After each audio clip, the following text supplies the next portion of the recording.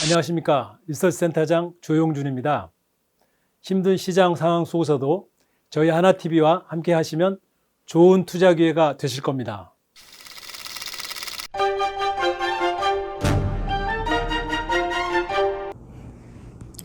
안녕하십니까. 자동차 담당 송선재 연구원입니다. 저는 오늘 글로벌 전기차와 관련해서 각국에서 나오고 있는 주요 정책에 대해서 좀 점검을 하도록 하겠습니다. 먼저 그 작년도에 주요 지역의 자동차 판매를 갖다가 보면은 미국 같은 경우는 판매가 8% 감소를 했고요. 중국 같은 경우는 소폭 증가를 하면서 2% 증가를 했습니다. 유럽은 반면에 아주 큰 폭으로 증가를 한 45% 증가를 기록을 했는데, 사실 미국과 중국은 상반기까지 상당히 플러스를 기록하다가 하반기에 상당히 마이너스로 바뀌었기 때문에 전체적으로 보면은 감소 아니면 소폭 증가에 그쳤던 것이었고요.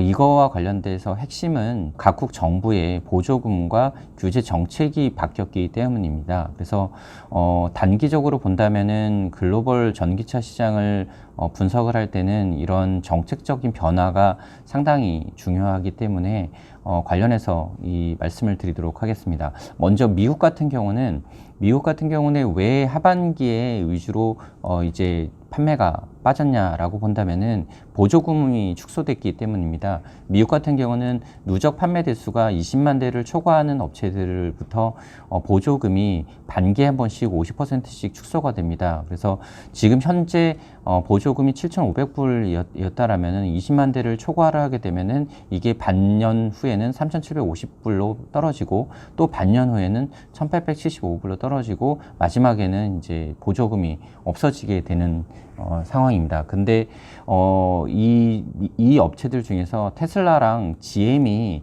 이 기준에 적용되기 시작을 하면서 보조금 축소 기간에 진입을 하기 시작을 했습니다. 보시면은 테슬라의 보조금 추이를 보셔도 7,500에서 2009년 1월 1일부터 6월 30일까지 3,750으로 떨어진 상황이고요. 그 다음에 7월 1일부터, 그러니까 작년도 하반기죠, 1,875불까지 떨어졌습니다. 이 말인 즉슨 올해 1분기부터는 보조금이 더 이상 없다라고 보시면 될 거고요. GM 같은 경우도 마찬가지입니다. GM 같은 경우는 쉐보레 모델 위주로 4월 1일부터 3,750으로 떨어졌고요. 10월부터 1,875불로 떨어졌습니다. 그러면은 2분기부터 보조금은 없게 됩니다. 그래서 어떻게 보시면은 이런 보조금에 따라서 이게 바뀌는 게 말이 되냐라고 생각을 하시겠지만은, 말 그대로 1,875불이라면은 약 200만 원 정도의 가격 차이가 발생을 하기 때문에 부담감이 이제 그만큼 늘어날 수밖에 없는 상황이죠. 그래서 전반적으로 본다면은 미국 같은 경우는 보조금은 축소될 수밖에 없는 구간이고요. 또한 이제 전기차에 또 좀 부정적이라고 생각할 수 있는 게 연비 규제도 조금 완화가 되고 있습니다. 기존에 이제 카페라는 규정을 갖다가 준용을 했는데, 신규로 이제 세이퍼라고 하는데 이 규정으로 좀 바뀌었습니다. 이 규정이 바뀌면은 기업별로 연비 규제가 2025년도 목표치가 54.5마일 퍼 갤런이었는데 이게 37마일 퍼 갤런으로 완화가 됩니다. 그렇게 된다라면은 굳이 완성차 업체들은 전기차를 팔기보다는 내연기관에서 좀 연비 좋은 차 위주로 푸시할 가능성이 높기 때문에 전기차 보급 속도가 좀 둔화될 여지가 생긴 것입니다. 그래서 전반적으로 본다면은 미국은 기존 정책 대비 좀 후퇴하는 이런 좀 스탠스를 좀 가져가고 있고요. 다만 개별 변수로 본다면은 테슬라가 올해 2분기부터 모델 Y를 갖다가 출시를 할 거고요. 그 다음에 다른 완성차 업체들도 전기차 출시가 되어 있기 때문에 개별 변수적으로는 신차 효과가 있을 것으로 생각을 합니다. 종합적으로 본다면은 미국 같은 경우는 올해 상반기까지 전년도 대비 보조금이 축소된 영향으로 해서 상당히 조금 마이너스 영향을 받을 거고요. 하반기부터가 된다면은 기저가 좀 낮아지는 효과가 있을 거고, 거기다가 신차 효과까지 감안한다면 하반기 위주로 조금 더 나아지는 모습을 보일 것으로 생각을 합니다. 두 번째로 중국을 말씀을 드리겠습니다. 중국도 마찬가지로 상반기까지는 고성장을 하다가 6월 말 이후로 보조금이 축소되면서 전체적으로 하반기 위주로 빠지면서 연간으로는 2% 증가를 그쳤습니다. 왜 이 보조금 축소가 어떻게 됐냐라고 본다면은 물론 이제 그 각 성능별로 좀 보조금의 규모가 다르기는 하지만은 전체적으로 본다면은 가장 큰 400km 이상 주행거리를 가진 자동차 위주로 본다면은 보조금이 약 50% 정도 축소가 되었고요. 올해 완전 철폐를 갖다가 목표로 하고 있는 상황입니다. 이 그 보조금 규모가 아주 크게 나온 업체들은 800만 원 정도까지도 가격이 올라간 정도 수준이기 때문에 상당히 단기적인 영향이 클 수밖에 없고요. 이게 6월 말부터 적용이 됐기 때문에 올해 6월까지는 당연히 이거에 따른 부정적인 영향이 있을 수밖에 없고요. 미국과 마찬가지로 7월부터는 기저효과가 작용할 것으로 생각을 합니다. 다만 중국에서도 테슬라가 모델 3를 갖다가 올해 출시를 하기 때문에 이 신차 효과는 개별적으로 좀 있을 것으로 생각을 하고 있고요.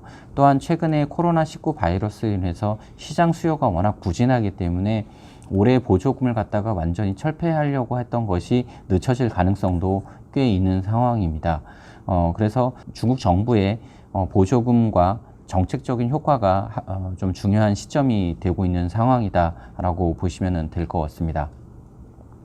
유럽에 대해서 말씀을 드리겠습니다. 유럽은 글로벌 주요 시장에서 보조금 정책을 계속 유지하고 있고 규제 정책을 가장 강력하게 좀 실행을 하고 있는 지역입니다.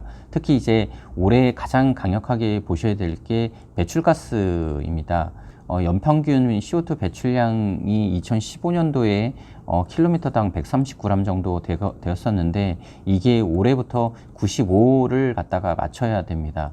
이 완성차별로 평균적으로 이 CO2 배출량이 이 95g을 갖다가 초과를 하게 되면은 이거에 대해서 벌금을 부과하게 되는데 이 벌금이 1g당 95유로를 갖다가 하게 됩니다. 그래서 만약에 어느 업체가 96g을 갖다가 배출하게 되고 그러면 1g당 95유로를 갖다가 내는데 만약에 이 업체가 한 100만 대 정도의 판매를 갖다가 파는 업체다라고 한다면은 95 곱하기 100만 대 정도의 벌금을 갖다가 내야 되기 때문에 상당히 큽니다. 그래서 업체들은 어떻게든 간에 이 95g 이하로 낮추려고 노력을 할 거고 이거를 갖다가 하기에 가장 좋은 거는 PHEV라든가 아니면 배터리 EV와 같은 전기차 판매를 갖다가 늘리는 것이 가장 좋은 방법입니다. 그래서 상당히 그 전기차에 대해서 올해 푸시를 할 것으로 생각을 하고 있습니다. 지금 현재 보시면은 아시겠지만 2018년도에 주요 업체들이 거의 대부분 95 이상을 갖다가 못 맞추고 있는 상태이기 때문에 상당히 전기차에 대해서 발등에 불이 떨어진 상황이다라고 보시면 될 것 같습니다.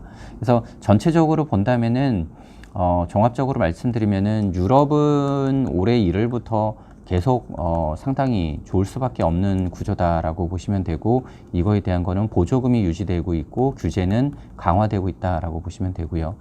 미국 같은 경우는 6월까지 좀 안 좋을 것으로 생각을 하고요. 6월 이후로는 기저효과 때문에 조금 나아질 것으로 생각을 합니다. 보조금이 좀 축소되고 있고 규제도 완화되고 있다는 점이 조금 전기차 시장에 기존보다 부정적일 것으로 생각을 하고 있고요. 중국 같은 경우도 보조금이 축소되면서 6월까지는 마이너스 영향을 받겠지만은 6월 이후로는 기저효과 이런 것 때문에 조금 좋아질 것으로 생각을 합니다. 다만 이제 정책 변수가 어떻게 될지에 대해서 추후에 그 성장률을 갖다가 좌우할 요인이다라고 보시면 될 것 같습니다. 이상으로 그 글로벌 전기차 시장에 대해서 각국 정부의 보조금과 정책에 대해서 말씀드린 것을 마치도록 하겠습니다. 감사합니다.